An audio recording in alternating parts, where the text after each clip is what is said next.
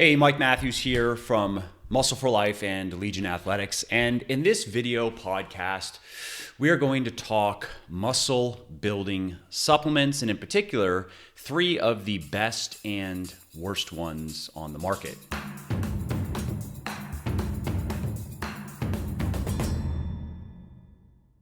So the first thing that you need to know about muscle building supplements is that most are worthless. Most do absolutely nothing. And even the ones that can help are supplementary by definition. They are not game changers. They cannot make up for major deficits in your diet or training. They can only help you gain muscle and strength a little bit faster when you are also doing all of the most important things in the kitchen and gym correctly. And that means then, of course, that you don't need to take any muscle building supplements, even the ones that are good that can help. You don't need them. So don't feel like you have to take them, or if you don't take them, you are at a major disadvantage, because that is not the case. And that really goes for all supplements. You don't need any supplements whatsoever. You can get the majority of what you want in terms of muscle gain and fat loss and overall health and well-being from proper diet and proper exercise and healthy living, I guess you could say. So if you get most of your calories from relatively unprocessed, nutritious foods, and you are active, you are exercising, let's say 3 to 5 hours a week. And I would also add to that, it would be best, I think, to focus most of that time on some form of resistance training, and you have good sleep hygiene, and you are not super stressed all the time. If you just do all the basic things that make for good health, supplements are not necessary. Okay, so let's talk about muscle building supplements that do not work. The 3 worst muscle building supplements. So the first is testosterone boosters. And these types of supplements are very popular these days, partly because testosterone levels in men, at least here in the West, have been declining for a number of decades now. And more guys are concerned that their testosterone levels are declining as well, or are actually dealing with low testosterone levels. And while it would be nice if you could just pop a few pills of natural, safe ingredients every day and experience a significant increase in your testosterone levels, you can't. There currently is nothing natural that we know about that has any sort of valid scientific evidence under its belt that is able to make a significant difference in testosterone production. And if you look at the formulations of many of these products, many of these testosterone boosters, you will find that most of them are built around, or really centered around, ingredients that either have no scientific evidence of efficacy or have been proven to simply not work. For example, many of these products contain Tribulus terrestris, which is a plant, and many of them contain that as their first ingredient, meaning that it contains more Tribulus terrestris than anything else, because that's how ingredients work on labels. They are listed by predominance by weight, meaning that there is the most in the product of the first ingredient, the second most of the second, and so forth. And the problem with Tribulus terrestris is, although it was once believed, due to some rat research, that it may be able to increase testosterone in humans, that theory has since been disproven by a number of clinical trials. We know now that Tribulus terrestris does not increase testosterone levels, it does not increase muscle growth, it does not increase strength gain. It has absolutely no value as a testosterone booster or muscle builder or strength gainer. Another common ingredient in testosterone boosters that can't live up to the hype is ZMA, which is simply zinc and magnesium. And this is not going to increase your testosterone levels unless you are very deficient in zinc. And in that case, you could just eat a better diet or supplement with zinc. You don't necessarily need ZMA. Now, that said, magnesium, like potassium, is a mineral that many people actually don't get enough of through their diets, and that can be corrected by eating a better diet or supplementation. My go-to advice for everybody is to eat a better diet so you're not having to swallow tons of pills and powders every day just to get enough essential vitamins and minerals. Yet another ingredient that is common in testosterone boosters that is not all it is cracked up to be is D-aspartic acid, or DAA. Now, DAA exploded in popularity after a study was published in 2009 that showed that it may be able to significantly increase testosterone levels in both humans and rats. Well, 2 further studies have been published since then, and they lend a bit more perspective. And while we don't have to go into the details here, the bottom line is that DAA may be able to slightly increase testosterone for a short period of time. I'm talking like 2 or 3 weeks in some people, and in others, it will do nothing. Now, those are just a few examples of some of the common ingredients that you find in these products that are not going to make a difference, at least not going to make any kind of difference that matters. Others include saw palmetto, horny goatweed, uricoma, longifolia, holy basil, and velvet antler. And we don't have to go through them one by one because the story is more or less the same for all of them.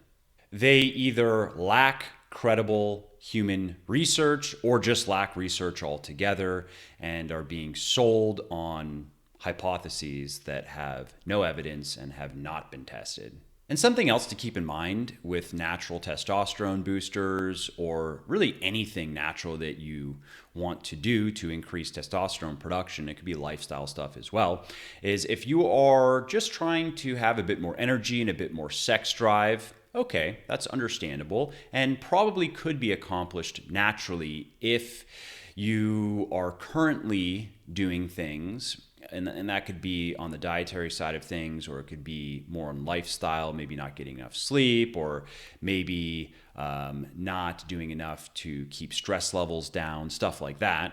There are maybe some things you could do that would make a big enough difference in your natural testosterone production, your natural testosterone levels, to accomplish that, to have a bit more energy, a bit more pep, and a bit more sex drive. If, however, your goal is to gain muscle and strength faster, it is very unlikely that you are going to be able to do anything natural to make a big difference there. I would say an exception would be if you had someone whose testosterone was bottomed out. They were at the absolute bottom of the natural range, and through fixing their lifestyle and so forth, and it'd be more of those things, it would not be supplementation, but through fixing their lifestyle, fixing their diet, fixing their exercise routine, and so on, they are able to significantly increase that to, let's say, toward the higher end of what is naturally attainable. That probably would impact muscle and strength gain to some degree. But for the average person who has average, we're talking men here really, very few women are concerned about their testosterone production. So you take the average guy with an average level of testosterone, there's nothing he's going to be able to do naturally to significantly increase his muscle and strength gain. That requires pushing your testosterone levels well beyond what is naturally attainable. And the only way to do that is with steroids, is with exogenous, introduced from the outside hormones like testosterone, for example. Okay, so let's move on to the second popular supplement that is not going to help you build muscle faster, and that is BCAAs, or branched chain amino acids. So BCAAs are 3 amino acids. You have leucine, isoleucine, and valine. And the idea is that because leucine directly stimulates protein synthesis, supplementing with a bunch of it is going to maximize protein synthesis.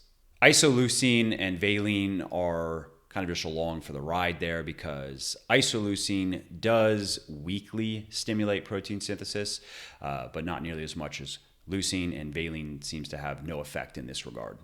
Now, I wish that BCAAs did help you gain muscle or strength faster, or did anything worthwhile really, because they are very popular. I get asked all the time to make a BCAA supplement, or asked, when am I going to make a BCAA supplement?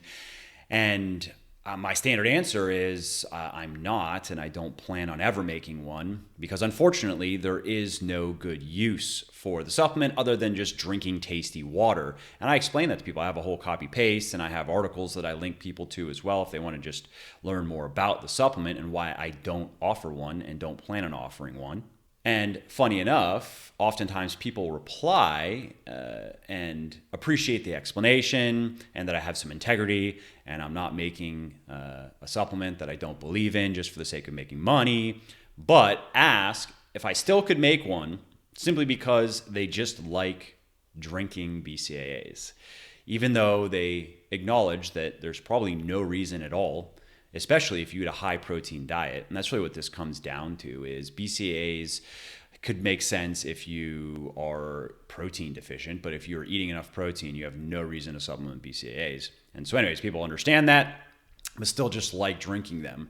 And unfortunately, I don't think that would make for a very good sales pitch for a supplement, saying, hey, basically, this supplement isn't going to do any of the things that other people say it does, and aren't going to do any of the things that probably brought you here in the first place, but they will make your water really tasty. Now, one slight exception here, one valid use of BCAAs is with fasted training. So if you are training in a fasted state, let's say you're cutting and you're wanting to use a supplement like yohimbine and maybe combining it with something like synephrine and some caffeine to get a fat loss boost, and that does work. One of the downsides of fasted training is muscle breakdown rates are higher and really start to ramp up afterward. And so it can make sense to have, it's really what we're talking about is leucine, to have 2 to 3 grams of leucine before you go into that workout. And yes, that is going to slightly and temporarily raise insulin levels, but not nearly as much as food, not as much as having a scoop of protein powder, for example. So oftentimes people will take BCAAs instead of straight leucine because they either don't know that it's really just the leucine that they're after, or they don't like how leucine tastes, which I understand. If you buy bulk leucine and try it, you will get it too. It's very bitter. It is bad. Now that said, I prefer HMB over leucine for use with fasted training, which is a perfect segue into the third bad muscle building supplement, HMB. So what is HMB? Well, that is short for beta hydroxymethylbutyrate, and it is a byproduct of leucine metabolism in the body. So when your body breaks leucine down, HMB is one of the substances that is produced. Now, I just said that I like HMB for use with fast training, and now I'm saying it's a bad muscle builder. What gives? Well, it is a bad muscle builder, which is how it is most often sold. In fact, over the years, it has even been sold as more effective than steroids. There is a very controversial study that was published years ago that seemed to demonstrate just that. I don't remember the exact numbers, so don't quote me on those, but the concept that I have is correct. And it was a 10-week study, I believe. And basically what it came down to is what this study, quote unquote, found is that HMB supplementation resulted in, I want to say, somewhere around 8 to 10 pounds of muscle gain and 3 to 6 pounds of fat loss, something like that, in 10 weeks, period, just caused by a supplement? Yeah, I don't think so, ever. A few other studies have been published over the years as well that seemed to demonstrate more moderate benefits in terms of muscle and strength gain, mostly, not fat loss. But one of the big problems is those studies were funded by Steve Nissen, who is the inventor of HMB and the owner of the patent. Conflict of interest?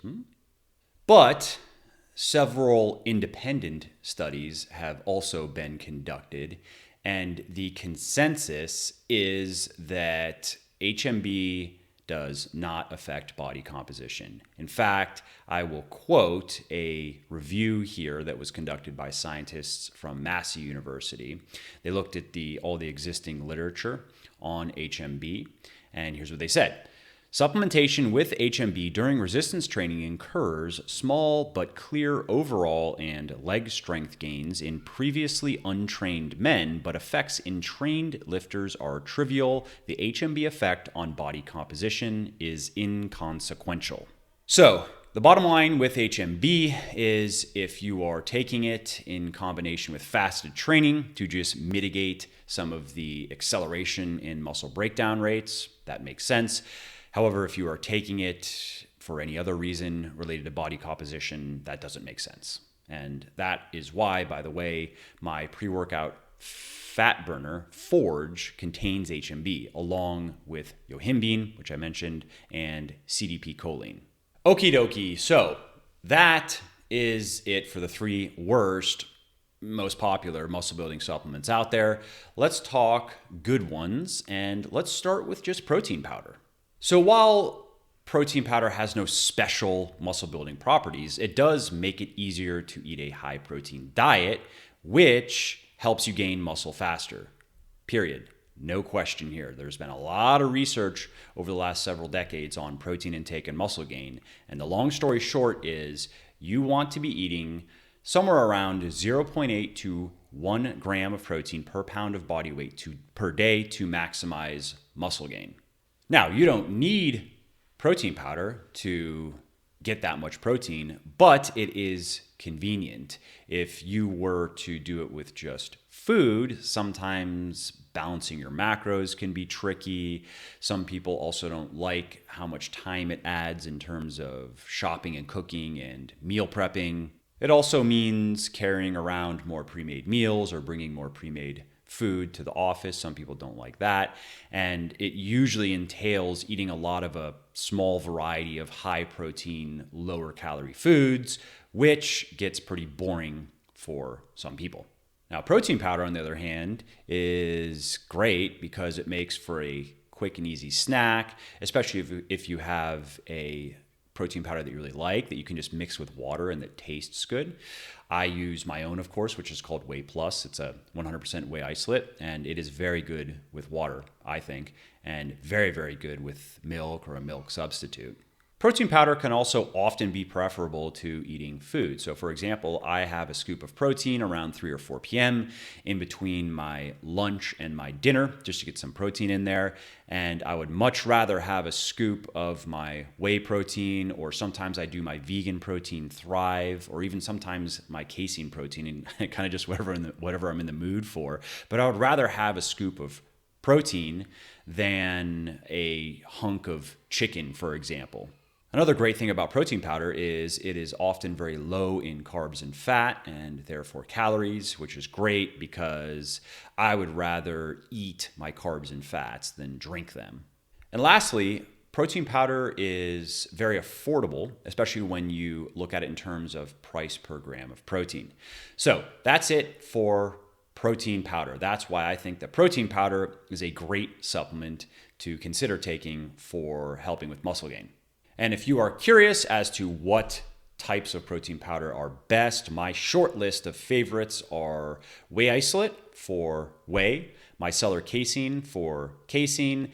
Casein is particularly good as a pre-sleep protein because it digests slowly, and studies show that having some protein before you go to bed can help you gain muscle and strength faster over the long term, simply because it provides your body with a source of amino acids while you sleep, whereas otherwise your body would have to be waiting for the next protein feeding for it to be able to start building muscle again. Their bodies will have finished processing their previous meals, which means then that their body's muscle building machinery, so to speak, is just going to be idle. It's just going to be waiting for the next meal that provides amino acids so it can get going again, because amino acids are the building blocks of muscle. And by having some protein then right before you go to sleep, especially a slowly digesting one like casein, or if you want to go with food, something like cottage cheese or Greek yogurt or skyr Icelandic yogurt, if you have that before you go to sleep, then your body is going to have a steady stream of amino acids for anywhere from 3 to 6 hours, which means that then your body's muscle building machinery, so to speak, can continue working while you sleep. Anyway, that's one of the reasons why casein is popular, because whey is very fast digesting, whereas casein is slower digesting. Now, for vegan options, I prefer pea and rice protein. Those are my two favorites, and I most prefer a blend. So that's it for my protein powder recommendations. Let's move on to the next muscle building supplement that works, and that is creatine, of course. Now, creatine is a molecule made up of 2 amino acids, and it is the most studied molecule in all of sports nutrition. Over the last several decades, there have been hundreds and hundreds of trials, and the weight of the evidence is clear. Creatine works. It helps you build muscle faster. It helps you gain strength faster. It helps you recover better from your workouts. It helps with muscle recovery. It improves anaerobic performance, which means better resistance training workouts and better high intensity type of workouts. And even better, it does all of those things naturally and safely. So the only people, scientifically speaking, the only people that we know of who probably shouldn't use creatine are people with kidney disease, or maybe who only have one kidney or something like that. But for your average, everyday healthy person, creatine is a great option. And it works in a few ways. I won't get too technical here, but one of the ways that it works is when you supplement with creatine, you increase your muscle's total creatine stores, and the creatine in your muscles serves as a source of energy when energy demands outpace your body's aerobic system, so outpace your body's ability to produce energy with oxygen. Now, research shows that creatine also increases the water content of muscle cells, which not only directly makes them look bigger, but also helps them actually grow bigger by influencing several factors, including a nitrogen balance and the expression of certain genes related to muscle building. Studies also show that creatine has anti-catabolic effects, meaning that it helps prevent muscle breakdown, which of course also just aids with muscle gain over time. So as far as muscle building goes, creatine is really all pros and no cons. And as far as forms go, there are a number of different forms out there. Just go with creatine monohydrate. That is the gold standard. It is the most researched. It is the most affordable. It works. Just go with it. 5 grams a day. Now, carnosine is involved in a number of physiological processes in the body, and one of them relates to the regulation of acidity levels in your muscles. You see, what happens is, as a muscle contracts repeatedly, its acidity levels rise. It becomes more and more acidic due to a buildup of various metabolic byproducts. And as that happens, as the muscles become more and more acidic, their ability to contract becomes more and more impaired until eventually they can no longer contract at all. Eventually, you hit that point of muscular failure. Now, this is one of the ways that muscles become fatigued, and carnosine helps counteract it by increasing the amount of work that muscles can do before running out of juice.